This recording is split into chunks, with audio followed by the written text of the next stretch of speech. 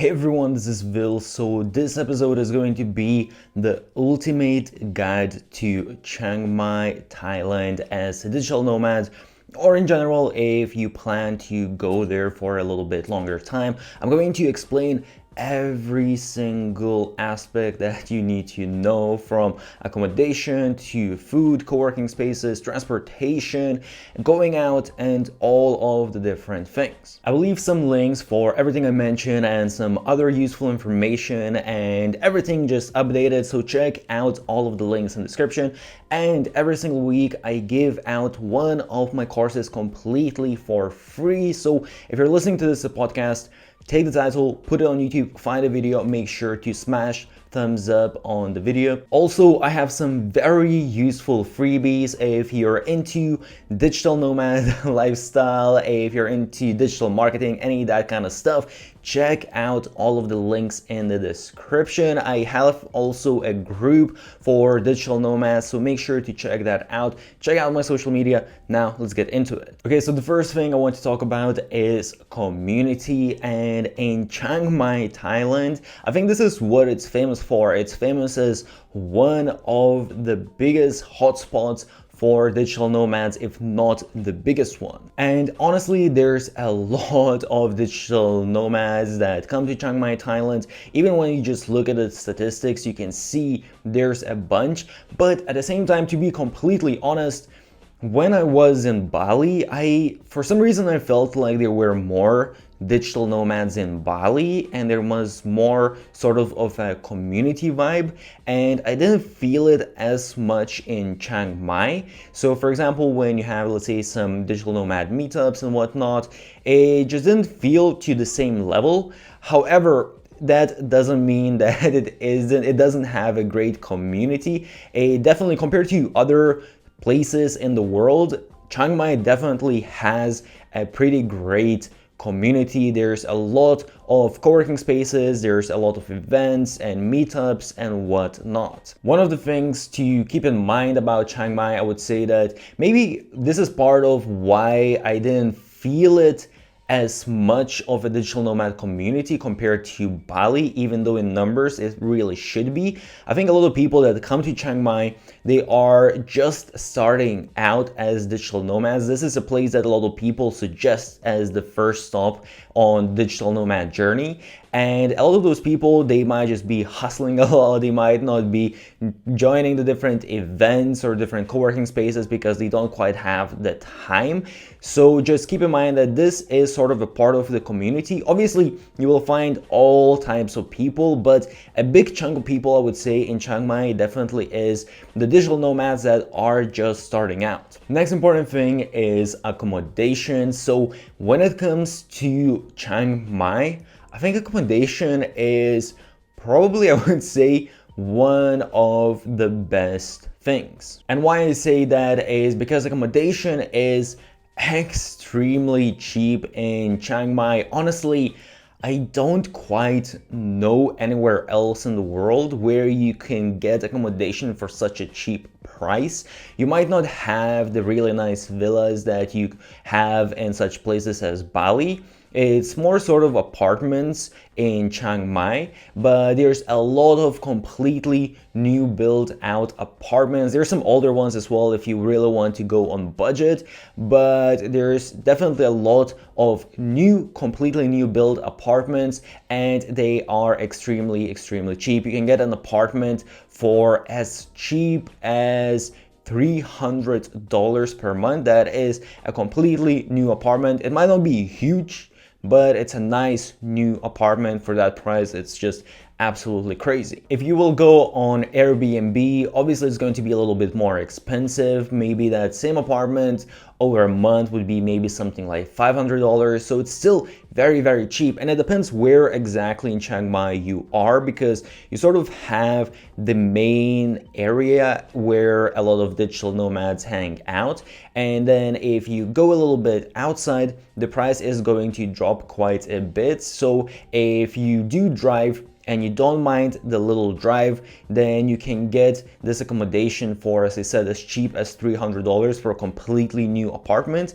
If it's a little bit more central, then maybe that price is going to increase to $400-500. I think there might be some budget options out there. Honestly, I didn't really hear about that because it is so cheap to begin with, and that's pretty much all that everyone does. And you can, by the way, rent by month, so you can sign a contract if you want, but basically you don't need to sign a contract for the whole year. Obviously, if you do, it's gonna be cheaper, but you can also definitely find apartments month by month renting. Next, we got food, and this is where this place really shines. I absolutely love Thai food, and it is absolutely amazing in Chiang Mai. So you have the local food places, you have some street food, all that kind of stuff. You have restaurants everywhere, because aside from just being a place for digital nomads, it is somewhat touristy as well. You do get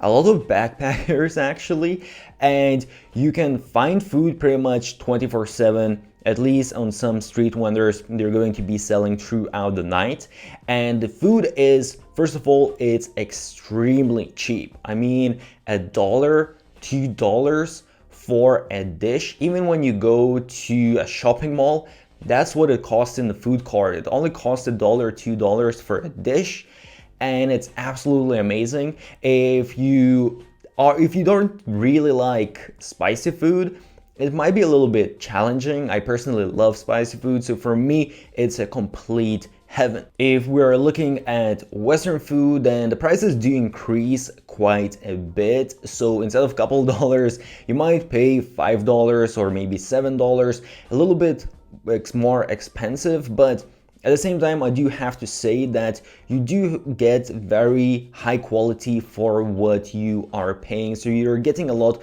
for your buck, and there's a lot of really nice, really cool, modern places that sell all of the different types of Western food and whatnot. So there is quite a bit of a choice. Next, we got co-working spaces, and in Chiang Mai, you do have quite a few different co-working spaces to choose from. They are pretty nice. I wouldn't say there's something absolutely amazing and special. I've seen some places that do take it to the next level. In Chiang Mai in general, I would say they are just nice overall co-working spaces, and they cost maybe around $150 plus minus, depending on the co-working space, per month. Next, we got transportation. So first of all, Chiang Mai itself is a pretty small place. It's maybe a couple 100,000 people, but the whole central area honestly is very, very small. So depending on where exactly you're staying, you might be able to walk quite a bit. And when it comes to the actual transportation, you do have these red buses around the city, and you can hop on one. You do need to figure out the system, how it works exactly. It's basically almost sort of like a shared bus type of situation, and that only costs like $1 to take a ride. Also, if you want to just use Uber, or you actually have basically Uber for scooters, which is very cheap. You just jump on someone's bike and they take you wherever. So transportation in general is very, very cheap. And if you want to drive yourself, you can rent out a scooter, and a modern scooter, a nice scooter, is going to be around $100 per month. One thing to keep in mind though, if you are going to be driving in Chiang Mai, basically you need a driver's license to be able to drive a scooter. You don't need one to rent a scooter. They're going to rent it to anyone, whether you have a license or not.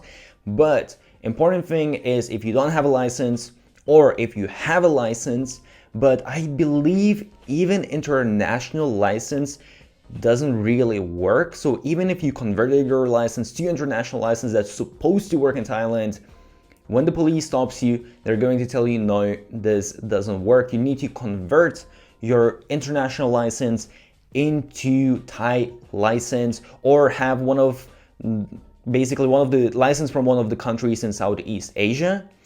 all of those are valid, but international ones, I believe they're not valid. And what happens is when police stops you, this is actually very, very interesting. I haven't really encountered this anywhere else. So you need to pay a fine, and a fine is around $10. And once you pay that fine, they just let you to keep on driving your scooter even if you don't have any license, which is absolutely bonkers, but that's how it works. And you get a ticket, and with that ticket you're allowed to drive without license for 3 days. So if you get stopped again and they ask you for your license, you can just show the ticket with the date and they will just let you off. This is super interesting, but that's how it works. And honestly, depending again where exactly you are driving, usually there are a couple of spots where the police usually stands. So if you kind of figure out where they usually stand, around what time they usually stand, you can try to avoid them. But it's also pretty easy to be stopped. I did get stopped quite a few times in Chiang Mai. Next is going out. So when it comes to going out, you do have quite a few different places. You do have a lot of bars. As I said, there's somewhat a touristy, sort of backpacker type of vibe a little bit. So you do have a lot of these type of bars. You do have some clubs as well. So it's not the biggest city, so you don't have anything I would say crazy or exceptional, but you definitely have a lot of different places that you can go out to. And going out usually I would say is fairly cheap as most of the other Southeast Asian countries. So for a beer you might pay a couple of dollars. For a shot or a stronger drink you might pay maybe $3 to $4, and a cocktail maybe around $5 plus minus. It really depends what kind of place you are going to, but in general I would say going out is pretty cheap compared to the rest of the world or other places in the world. Next we got general goods. So basically if you want to buy some clothes, some electronics, whatever it is, so you do have some malls, and I would say the prices, they're more or less kind of the same. I wouldn't say it's very expensive or very cheap. Electronics might be a little bit more difficult to find and slightly more expensive, so do think about that before actually coming. And you do have some local markets, by the way. You will see that sometimes they have these food markets, and within the food markets sometimes you also have some other additional general goods. Sometimes you have some clothes, and those are super cheap. And you have a lot of these like small stores as well on the streets. A lot of them are very touristy, and I don't really like the style that they're selling. It really looks sort of like a backpacker type of style, and you will see a lot of people sort of just wearing same type of pants and same type of sleeveless t-shirt, and you can buy those for basically $1 or $2. Oh, and by the way, when it comes to food, buying groceries, I would say again, it's sort of more or less not really expensive or not very cheap. I would say that it depends what you buy once again. So you do have some bigger shopping malls, you have some small stores, you do have some local stores where definitely you're going to get cheaper price, especially if you don't mind bargaining. Then you can definitely get a cheaper price. But if you want, let's say, more Western goods, then definitely all of the Western products, all the European, American, whatever it is, they are quite a bit more expensive. So do keep in mind that most of the time, eating out is so cheap that actually for you to basically buy Western products and make food at home is actually more expensive. If you buy local products, then yes, it's going to be maybe cheaper, but still, it's even not that huge of a difference. Next is climate. So when it comes to Chiang Mai, it's pretty much always hot. First thing sort of related to climate is in Chiang Mai, they have this burning season where basically they burn all the old crops, and there's a lot of smoke. I've never been during the burning season, but I've heard a lot of people complaining about it a lot. So usually most of the digital nomads, most of the people leave Chiang Mai during that period because it's just basically too sort of polluted. So that's from January to March. So most of the time you don't really care about climate because of that reason you're not really going to be in Chiang Mai. So then if you want to come to Chiang Mai after March and April, you actually have very hot months. So you can get very hot in April and May, and then kind of basically, well, it reduces a couple of degrees, but still from 35 to 30, that can be quite a bit of a difference. And then throughout the summer, you pretty much kind of have the same-ish temperature, but during the summer, or well, from June to basically September, you do have quite a bit of rain. It is sort of the rainy season, and after that, the rain reduces. So basically, I would say somewhere from October, November, December, I would say those 3 months are probably the best ones to come because you don't really have much rain, the weather is not the hottest, and you don't have the burning season yet. Next, we got internet. So when it comes to internet, in general, I love Thailand, and Chiang Mai is not an exception. If anything, it might be even better compared to, let's say, some islands. So you definitely will find fast internet, especially in co-working spaces. But aside from that, in, let's say, your own apartment, I honestly never had an issue with internet in Chiang Mai. And well, maybe don't expect 1 gigabyte speeds, but you can definitely expect 100 megabyte speeds. When it comes to phone, also you can use data from your phone, and again, it is pretty reliable. I don't want to say anything, but I think it's pretty reliable, and also it's very affordable as well. You can get 10 gigs for as cheap as around maybe $8. Next, we got safety. So in general, actually, I really haven't heard anyone complaining about safety in Chiang Mai. Do let me know if maybe I am wrong. Do leave some comments, but from my own experience and what I've heard from other people, I haven't really heard anything bad. So I would say that in general, it is pretty safe. I haven't even heard anything about some pickpocketing or anything like that, or people getting attacked. So in general, I would say that I think it's one of the safer places. Next, we have costs, and I think this is one of the reasons why Chiang Mai became such a big digital nomad hub.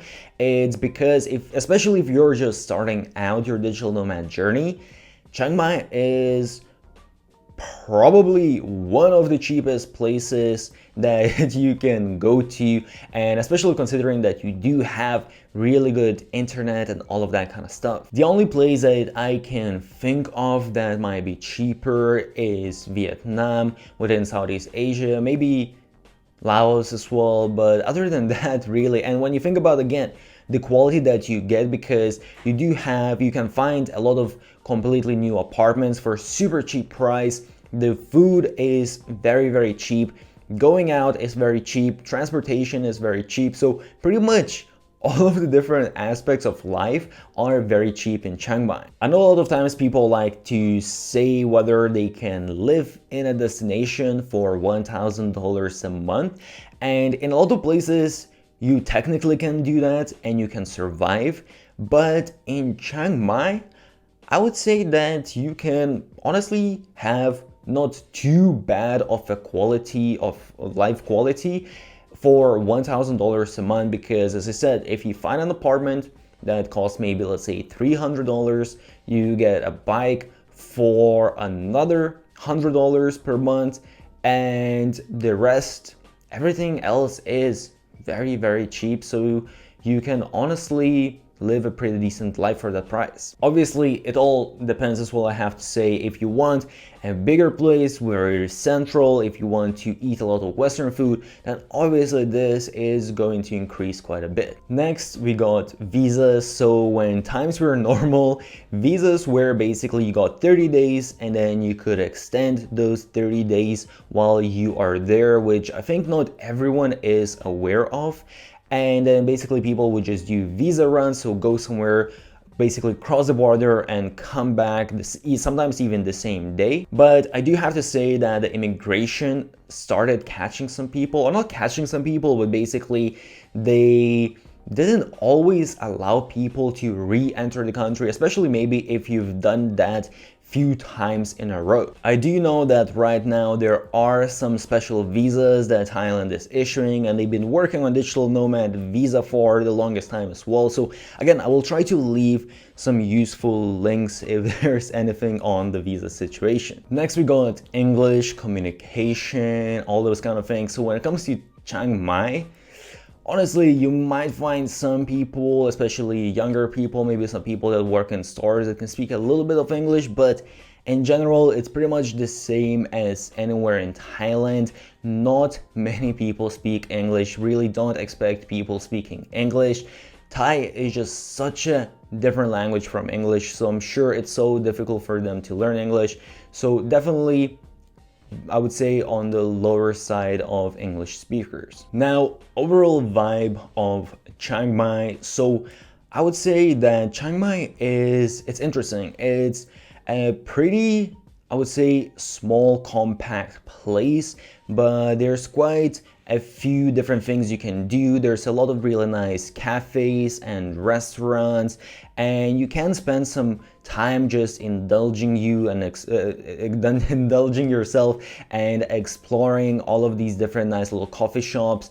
As I said, they do have quite a bit of community as well, so it's definitely a nice place, I would say, to just go and check out for a little bit. I don't know if I wouldn't want to be there honestly for a long time, but in general it's pretty nice, pretty, I would say, chill vibe. That's the word that comes into my head when I think about Chiang Mai. There's nothing really hectic or anything like that. It's pretty sort of laid back type of vibe. And if you do stay in Chiang Mai, then definitely take a trip as well a little bit up north.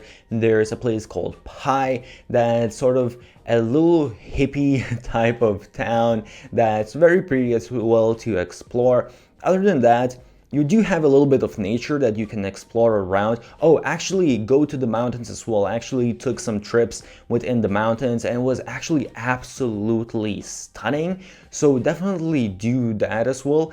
Other than that, I don't think there is that much to do per se, but you can always catch some quick flights from there as well to go to some of the islands. But yeah, that's the general vibe how I feel about Chiang Mai. So now a few extra additional things you might want to take into consideration. So first of all, when it comes to gyms, you do have a lot of gyms to choose from. They're very nice and they're very cheap. When it comes to medical stuff, I did actually had to go to hospital couple of times. One time me, one time my friend, and it was actually really good, surprisingly good, like the quality of the hospitals. And we did have doctors that were speaking English and all of that, and I don't think it costed that much money, so I would say not too bad when it comes to medical stuff. So I hope you found this useful. If you think I forgot to mention something or you have any questions, if you're listening to this as a podcast, take the title, find the video on YouTube, and make sure to leave your questions in the comment section. As I mentioned, I will leave all of the links, everything that I think might be useful, so do check out the description. Check out, there's a group as well for other digital nomads, and I do have some very useful freebies for digital nomads. So once again, check out all of the links in the description. Make sure to check out my social media as well. And in general, if you're interested in digital marketing, all of that kind of stuff, I will leave some links for all of that. If you find this useful, make sure to smash the thumbs up button, subscribe to the channel, put on those notifications. Stay awesome, and I'll see you soon.